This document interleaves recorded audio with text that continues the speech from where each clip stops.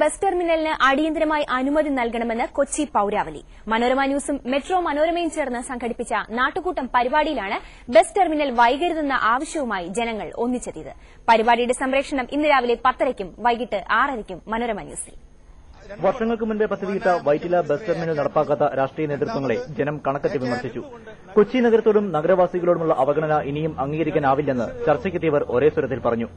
ജനങ്ങളുടെ അടിസ്ഥാന വിഷയമായതുകൊണ്ട് ഇത് രാഷ്ട്രീയ ഭേദമന്യേ ഇതിനകത്ത് രാഷ്ട്രീയ സ്വഭാവം കലർന്നു വന്നിട്ടുണ്ടോ എന്നൊരു സംശയം പലരിലുമുണ്ട്. ഇത് നടക്കണമെങ്കിൽ ഒരേ ഒരു വഴിയുള്ളൂ.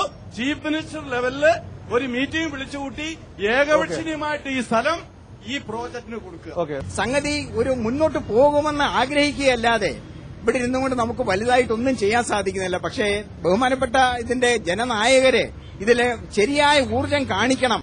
മൂലമ്പള്ളിയിൽ സർക്കാർ പാവപ്പെട്ടവരെ നിമിഷനേരം കൊണ്ട് കുടിയൊഴിപ്പിച്ചു.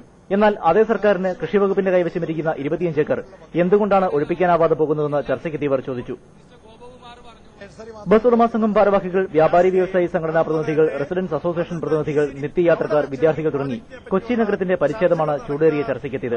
നഗരസഭ പദ്ധതിക്കൊപ്പമുണ്ടെന്നും ബസ് ടെർമിനലിന്റെ കാര്യത്തിൽ മന്ത്രിസഭ നല്ല തീരുമാനമെടുക്കുമെന്നാണ് കരുതുന്നതെന്നും കൊച്ചി നഗരസഭ ഡെപ്യൂട്ടി മേയർ CK മണിശങ്കർ പറഞ്ഞു. നഗരവികസനവുമായി ബന്ധപ്പെട്ട് കൊച്ചി കോർപ്പറേഷനോ GCDAയോ ജില്ലാ പഞ്ചായത്തോ ഒന്നും ഈ പദ്ധതി ഉപേക്ഷിച്ചിട്ടില്ല. ഒന്ന്, ഈ സ്ഥലം വിട്ടുകിട്ടുക എന്നതാണ് ആദ്യം മുതലേ ഉള്ള പ്രശ്നം. രാവിലെ 10:30-നും വൈകിട്ട് 6:30-ക്കുമുള്ള നാട്ടുവാർത്തകളിൽ ചർച്ചയുടെ പൂർണ്ണരൂപം മനോരമ ന്യൂസ് സംപ്രേഷണം ചെയ്യും. മനോരമ ന്യൂസ്, കൊച്ചി.